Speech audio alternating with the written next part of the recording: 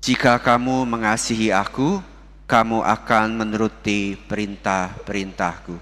Bapak, Ibu, dan saudara-saudari yang terkasih, menurut Anda, mana yang duluan? Mengasihi atau nurut? Mencintai atau taat? Mana yang duluan? Mencintai atau taat? Ayo, kok diam? Mana seharusnya? Harusnya mencintai dulu ya. Kita harus mencintai dulu baru kemudian taat. Kalau taat dulu atau nurut dulu baru mencintai itu namanya apa? Kalau kita taat dulu baru akhirnya mencintai itu namanya kawin paksa ya. Namanya itu dijodohkan. Kita nurut dulu baru nanti jatuh cintanya belakangan. Ada yang di sini Bapak Ibu yang dulu dijodohkan atau kawin paksa? Ada? Masih ada? Puji Tuhan, kalau enggak ada ya, berarti Anda menikah karena cinta. Karena cinta Anda ada di sini dan karena cinta Anda mulai tumbuh perasaan jatuh cinta itu, dan terutama kalau Anda jatuh cinta kepada Tuhan, semoga kita bisa terus melakukan apa yang menjadi kehendak Tuhan. Dan berbicara tentang kawin paksa ya, ada sebuah cerita yang juga mengisahkan tentang tragedi kawin paksa. Ada yang tahu kisah apa itu dari sebuah novel lama? Ada yang tahu? Siti Nurbaya ya. Ada yang masih ingat cerita kisah Siti Nurbaya? Adik-adik diajarkan nggak dulu cerita Siti Nurbaya? Enggak ya. Anak-anak zaman sekarang mungkin nggak tahu apa itu cerita Siti Nurbaya. Ya, singkat cerita ya, Siti Nurbaya itu karangan atau ditulis oleh pujangga yang terkenal, namanya adalah Marah Rusli. Cerita ini ditulis pada tahun 1922. Jadi sudah 1 abad lebih ya. Cerita ini mengambil setting dari kota Padang, Sumatera Barat. Ada yang orang Padang di sini? Ada yang dari Sumatera Barat? Ya, jadi cerita ini singkat cerita ini mengisahkan tentang seorang gadis dari keluarga terhormat, keluarga terpandang, yaitu Siti Nurbaya. Siti Nurbaya ini menjalin cinta, kisah asmara dengan siapa nama pacarnya? Ada yang tahu? Ibu-ibu, bapak-bapak? Ya, kalau ibu-ibu dan bapak ya pasti tahu nama pacarnya adalah Samsul Bahri ya. Mereka saling mencintai, tapi sayangnya cinta mereka itu harus kandas di tengah jalan. Mengapa?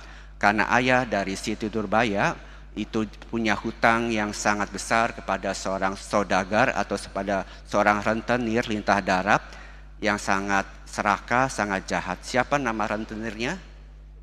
Ya, Datuk Maringgi ya. Jadi kalau Anda jadi lintah darat suka minjemin uang itu seperti Datuk Maringgi ya. Jangan jadi lintah darat. Jadi karena ayahnya nggak bisa bayar, akhirnya si Datuk Maringgi ini mengajukan syarat, oke, hutang kamu akan dihapuskan, tapi syaratnya anak gadismu harus menjadi istriku. Ya, Samsul Bahri ini Datuk Maringgi ini sudah tua, sudah punya banyak istri, tapi dia masih mau punya istri lagi.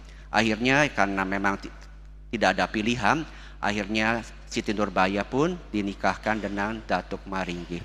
Namun walaupun sudah menikah, perasaan cintanya tidak berubah. Ia tetap mencintai kekasihnya si Samsul Bahri. Karena Siti Nurbaya tetap mencintainya walaupun ia sudah menikah, karena kesal dan marah, akhirnya Datuk Maringgi meracuni Siti Nurbaya hingga meninggal. Jadi Siti Nurbaya akhirnya meninggal diracun oleh Datuk Maringgi. Bagaimana dengan nasib tadi Samsul Bahri? Samsul Bahri ketika mengetahui tentang kematian dari Siti Nurbaya, ia menjadi marah. Akhirnya ia ingin balas dendam dan caranya adalah ia akhirnya bergabung dengan tentara kolonial Belanda. Ya, karena masa itu adalah masa penjajahan. Jadi ia bergabung dengan tentara Belanda bukan karena ia ingin berkhianat, tapi ia ingin membalaskan dendamnya kepada Datuk Maringgi. Akhirnya karena dia jadi tentara, ia punya senjata dan ia bisa membunuh Datuk Maringgi. Namun sayangnya ia pun akhirnya tewas di dalam peperangan. Jadi memang ceritanya tragis ya, makanya disebut juga kisah cinta tak sampai. Semoga apa yang bisa kita petik dari kisah Siti Nurbaya ini, tentu ada 2 hal yang kiranya juga bisa kita renungkan dalam bacaan Injil hari ini. Jadi pesan moral yang bisa kita petik adalah pertama adalah cinta itu tidak bisa dipaksa, ya. Cinta itu bukan paksaan. Seberapapun Datuk Maringgi bisa memiliki raga Siti Nurbaya, tapi ia tidak pernah bisa memiliki hatinya. Sama juga dengan Tuhan.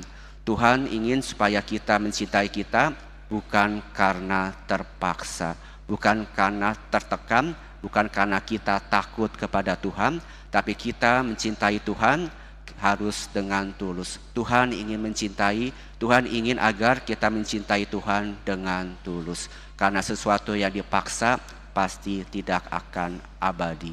Itu yang pertama, bahwa cinta itu tidak bisa dipaksa. Lalu yang kedua, bahwa cinta itu harus diperjuangkan. Atau dengan kata lain, cinta itu harus diwujud nyatakan.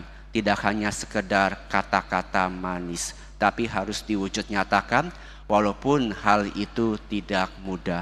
Siti Nurbaya dan Syamsul Bahri, walaupun cintanya sulit untuk diperjuangkan, namun mereka tetap berjuang hingga mereka harus mengorbankan nyawa mereka sendiri. Sama halnya dengan kita, kalau kita sungguh mencintai Tuhan, walaupun banyak tantangan, cobaan di dalam mengikuti Tuhan, tapi kalau kita sungguh-sungguh mencintai Tuhan, syukur kepada Allah, kita pasti bisa melakukannya, bisa melaluinya, asalkan kita sungguh-sungguh mencintai Tuhan.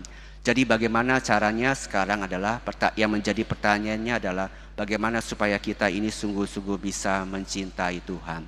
Dalam bacaan Injil hari ini, baik dalam bacaan pertama, bacaan kedua, dan bacaan Injil hari ini memiliki satu benang merah atau kesamaan tema, yaitu kita semua diundang untuk menghargai kehadiran Roh Kudus. Dalam bacaan kedua dikatakan bahwa Yesus sebagai manusia telah wafat, tapi ia bangkit menurut Roh. Hal yang sama juga harus terjadi kepada diri kita.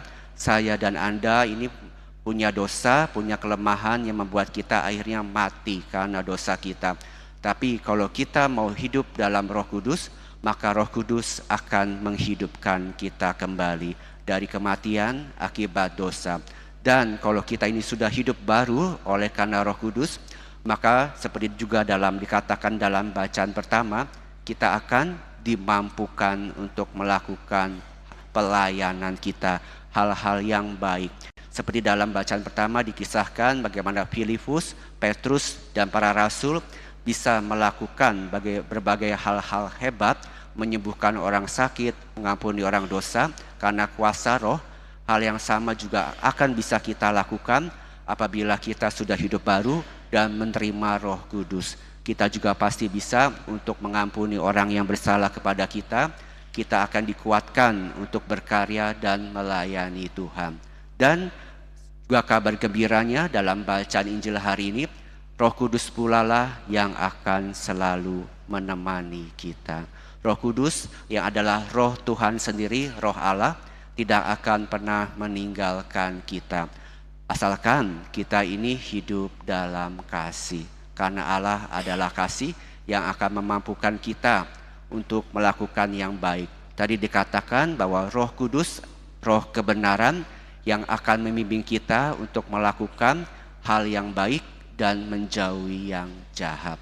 Oleh karena itu Bapak Ibu dan saudara-saudari yang terkasih, mari kita berdoa di dalam perayaan Ekaristi ini, supaya hati kita selalu terbuka atas karya Roh Kudus.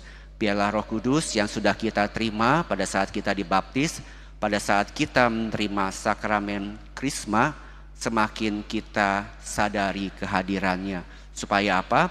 Supaya kita bangkit dari hidup kita karena dosa, supaya kita bisa melakukan pelayanan, supaya kita bisa berkarya bagi kemuliaan Tuhan, dan supaya kita bisa selalu memilih kebaikan daripada kejahatan. Semoga keluarga kita, oleh karena kita punya Roh Kudus, bisa kita salurkan ke dalam keluarga kita, ke dalam komunitas kita, ke dalam paroki kita, supaya keluarga kita, komunitas kita, paroki kita selalu dipenuhi dengan kasih. Kasih inilah yang akan memampukan kita untuk selalu memilih cinta daripada kebencian. Kasih akan membuat kita mampu untuk mengampuni dan melupakan kebencian. Kasih ini jugalah yang membuat kita bisa memilih hidup dalam kekudusan daripada melakukan kejahatan. Akhirnya, apabila kita memilih kasih, maka kasih itu akan hidup, akan nyata dalam hidup kita, karena kasih tidak hanya sekedar kata-kata, tapi kasih harus diwujudkan dalam hidup sehari-hari. Semoga demikian, Tuhan memberkati.